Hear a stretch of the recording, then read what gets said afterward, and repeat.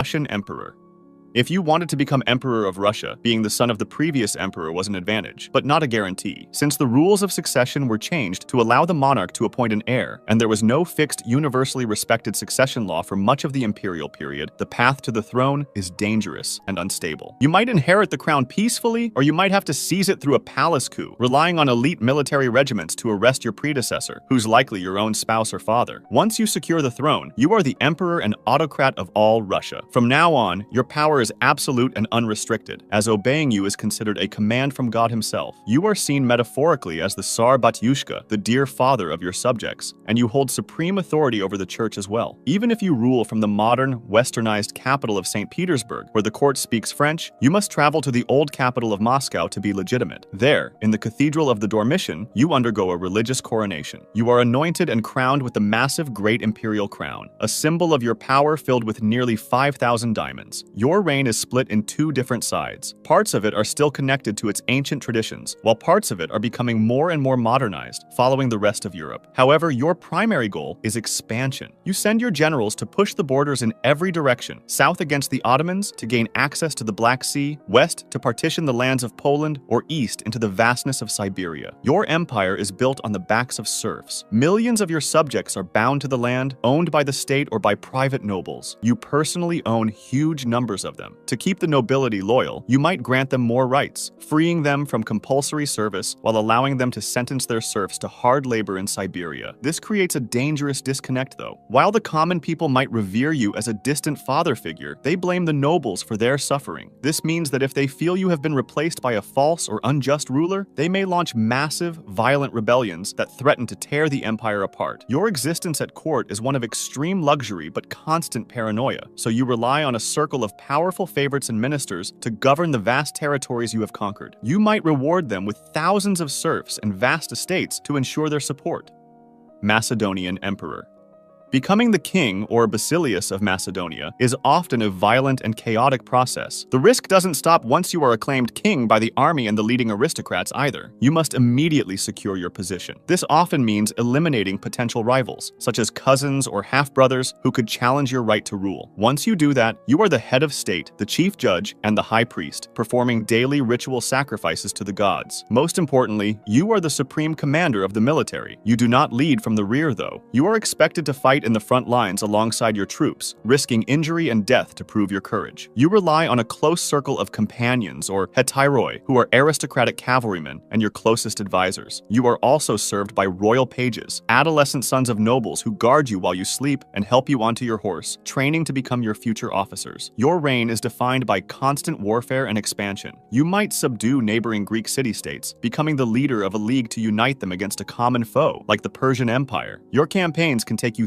thousands of miles from home, conquering vast territories across 3 continents. Because of this, you seize immense wealth from foreign treasuries, allowing you to mint gold and silver coins and pay off your soldiers' debts. To secure these new lands, you found dozens of cities named after yourself, establishing centers of Greek culture and commerce far from home. Ruling such a diverse empire requires difficult compromises, though. You might adopt the dress and customs of the people you conquer to gain their support, such as wearing a Persian diadem. You might also marry foreign princesses, potentially several at once, to seal diplomatic alliances. The risk is that these actions can alienate your traditional base, though. Also, your own soldiers, exhausted by years of campaigning, might mutiny and refuse to march any further, forcing you to turn back or worse. Unfortunately, plots against your life are common. You feast and drink heavily at symposia, but these parties can turn deadly. While you're drunk, you're weak, and people can also act irrationally while intoxicated. If you have not secured a strong heir, your generals, the Diadochi, will start fighting each other, tearing your empire apart to carve out their own kingdoms, as happened to Alexander the Great.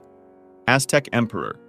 To become the emperor of the Aztecs, you start as a high-ranking noble. You go to a special school called the Calmecac to learn discipline and religion. You must also prove yourself as a brave warrior and a devout priest. When the throne is finally empty, you are not simply given the crown because your father was the emperor. Instead, a council of nobles, elders, and priests have to elect you from a small group of candidates. Once chosen, you become the Hui Tlatoani, which means great speaker. You are now the absolute ruler, the high priest, and the top military commander of of the Triple Alliance. Your life in the palace is filled with extreme luxury. You never wear the same clothes twice, and you bathe every single afternoon to stay clean. You drink spiced chocolate from golden cups, and you wander through your own zoo, the Totokali, looking at eagles, jaguars, and snakes. When you need to think or meditate, you go into a special room painted entirely black called the Black House. However, you also have serious work to do. You do have a second in command called the Siwakwatl to help you, but still, you have to make the big decisions. For example, if one of the numerous droughts brings starvation, you have to decide if it's wise to open the royal food stores to feed your people. War is also a constant part of your job. You likely have a dense network of spies, so you can make detailed plans on how to conquer enemy cities, but rebellions are popping up pretty frequently. You might fight to expand the empire south into places like Zokonochko, but you also fight something more peculiar, flower wars, where the goal isn't just territory, but capturing prisoners for religious sacrifice. You also have to pay attention to bad omens, such as a comet or a burning temple, which warn you of disaster. You're not the only one who believes in them. Your society does too, and so does your army, and it weighs heavily on morale. And if you happen to be emperor in the empire's final days, strangers will arrive by sea, and your world will change. You see, they have strange, exploding magic sticks that kill people when pointed at them, so you try to welcome them with gifts of gold and silver, only to become a prisoner in your own home. You lose your power, and in the end, you die after being killed by the same strangers you tried to befriend.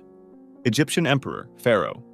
If you wish to become the pharaoh of Egypt, you must prove you are the rightful heir, but your coronation is more than just a ceremony. It is a transformation. During the rituals, you receive a living royal Ka, a divine spirit that makes you a god on earth. You are the incarnation of Horus, the falcon god, and the son of Re, the sun god. Your names change to symbolize this new reality. You take on 5 royal titles, including a Horus name written in a palace square called a Serek and a throne name enclosed in a protective oval called a cartouche. Once you wear the double crown, the red for the north and the white for the south, you are the absolute master of the 2 lands. You have total absolute power. You own every inch of soil, every grain of wheat, and every life in your kingdom. You're also the only person who can communicate directly with the gods on equal footing. While priests perform daily rituals, they do so only as your deputies. Your primary duty is to maintain Ma'at, the cosmic order of truth, balance, and justice. You must repel Isfet, or chaos, which threatens your borders in the form of foreign invaders like the Sea Peoples or Libyans. You lead your armies personally, or at least you're depicted doing so, smashing enemies with a mace or shooting arrows from a chariot to show your divine strength. Your life is filled with immense wealth, but also responsibility. You organize massive building projects, commanding thousands of workers to construct temples, obelisks, and your own tomb to ensure your journey to the afterlife. You control the Nile's flooding through rituals, ensuring the harvest that feeds your people. However, if the Nile fails to rise, or if enemies invade, it is seen as your failure to uphold Ma'at. You must then navigate the politics of your court, where your own wives and officials might plot against you. Even in death, you are not done. You become Osiris, ruler of the underworld, while your successor takes on the mantle of Horus, continuing the eternal cycle of divine kingship.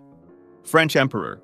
To become the Emperor of the French, you do not need to be born into the position. You might start as a successful general or even an elected president. Your path to the throne will very likely require a coup d'etat, seizing absolute power by dissolving the National Assembly. To make your rule legitimate, you can rely on the plebiscite, a direct vote by the people. Millions need to vote yes for you to create your empire. After that, you take the title Emperor of the French rather than Emperor of France to emphasize that you represent the people. Once crowned, you act as a modernizer. You might rebuild Paris, tearing down old neighborhoods to construct broad boulevards and grand public buildings. You develop national infrastructure, such as a massive railway network, to boost the economy. You reform the laws into a standardized civil code, guaranteeing equality before the law and protecting property, while simultaneously censoring the press and limiting political dissent. You create a new aristocracy based on merit and service to the state, awarding honors like the Legion of Honor, rather than relying solely on old bloodlines. Your foreign policy is aggressive and expansionist, as you aim to make France the dominant power in Europe and beyond. You might annex territories in Italy and Holland, or expand your reach into North Africa and Cochinchina. You often attempt to install your own relatives or puppet rulers on foreign thrones, from Spain to Mexico, to bring these nations into your orbit. However, your power depends entirely on success. You face constant coalitions of rival powers like Britain, Prussia, Russia, and Austria who fear your dominance. If you mishandle a diplomatic threat or launch a disastrous military campaign, such as an invasion of Russia or a botched intervention in Mexico, Monaco, your support collapses. When enemy armies defeat your forces, capture you in battle, or march on Paris, your own legislature will declare you deposed. You are forced to abdicate, and unlike monarchs who die in their palaces, your reign likely ends in exile, banished to a foreign country or a remote island.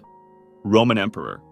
To become the Roman emperor, you usually don't start in a palace. You likely come from a poor family and join the army at 20. After years of fighting, you climb to the top of the ranks, and then your big moment comes when the old emperor dies. The Senate in Rome might choose his brother or someone else in his close family to take over. But if Rome's soldiers chose you as their emperor, the Senate can't do much but accept you if they want to keep peace. Wearing the purple robe brings massive titles. You are Augustus, meaning elevated, and Imperator, the mark of a victorious commander. You hold Imperium Maius, giving you supreme command over every other official, and Tribunetia Potestas, which makes your person sacred and gives you the right to veto laws. On top of that, as Pontifex Maximus, you control the state's religion. If you're in the middle of one, your empire is likely being crushed by barbarian invasions and rebellions. It feels like endless war. You have to rush from one border to another, fighting Goths and Vandals to keep them out of Italy. Then you must march east and west to take back territories that were once yours, but were conquered or broke away from the empire. If you manage to stitch these pieces back together, you might earn the title Restitutor Orbis, the restorer of the world. However, being the Roman emperor doesn't come just with military problems. You have to fix the state itself. If the money is worthless, you must recall the bad currency and mint new coins with guaranteed silver. You also have to feed the capital. Under the Cura Annonii, you might start giving out free bread, olive oil, salt, and pork instead of just grain to keep the people happy. To bring your diverse subjects together, you might promote one main god, like the sun god Sol Invictus, and demand to be called Dominus et Deus, which means master and god. You may even be forced to build giant walls around Rome, admitting as the capital is no longer safe. Even with these wins, your position is terrifyingly weak. Since there is no clear rule for who comes next, every general is a potential rival. You have to keep the soldiers happy, since being too strict might trigger a rebellion, but being too permissive might let them gain too much power or make them think you're too weak and try to overthrow you.